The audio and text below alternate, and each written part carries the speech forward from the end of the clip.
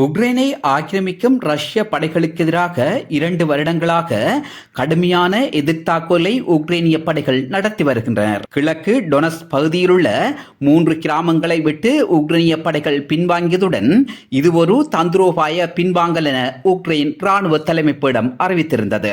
உக்ரைனிய படைகள் குறித்த இடத்தை விட்டு பின்வாங்கியது அல்லது அந்த இடத்தை இழந்தமையானது ரஷ்ய படைகளுக்கும் படை தளபதிகளுக்கும் இன்னும் உற்சாகத்தை கொடுத்திருக்கிறது என்கிறார்கள் சில ராணுவ ஆய்வாளர்கள். கடந்த பிப்ரவரி மாதம் ஆப்பிரிக்கா நகரை கைப்பற்றிய ரஷ்ய படைகள் அதன் தொடர்ச்சியாக உக்ரைனிய படைகள் மீது கடுமையான தாக்குதலை மேற்கொண்டு வருவதுடன் வெற்றியும் கண்டிருக்கிறார்கள்.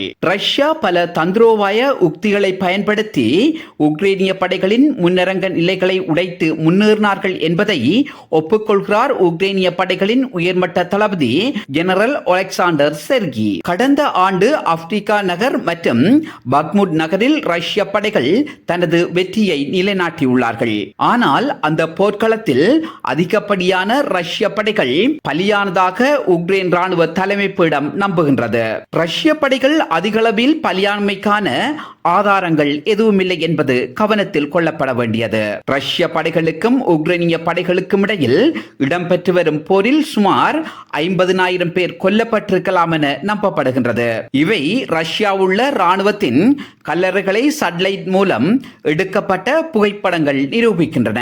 இருப்பினும் இறப்பின் எண்ணிக்கை இன்னும் அதிகமாக இருக்கலாம். ரஷ்யா உக்ரைன் மீது ஆக்கிரமிப்பு போரை நடத்தியதிலிருந்து இன்று வரை 1,80,000 ரஷ்ய படைகள் பலியானதோடு 500,000 பேர் காயமடைந்துள்ளதாக உக்ரைன் ஜனாதிபதி செலன்ஸ்கி தெரிவித்தார். உக்ரைன் ஜனாதிபதி செலன்ஸ்கி கூறிய எண்ணிக்கை சரியானதா என உறுதிப்படுத்த முடியவில்லை என்கிறது வாஷிங்டன் போஸ்ட். அதே நேரம் உக்ரைன் தரப்பில் 31,000 படை வீரர்கள் பலியானதாக உக்ரைனிய ஜனாதிபதி செலன்ஸ்கி தெரிவித்திருந்த போதிலும் அதனை பலர் ஏற்றுக்கொள்ளவில்லை.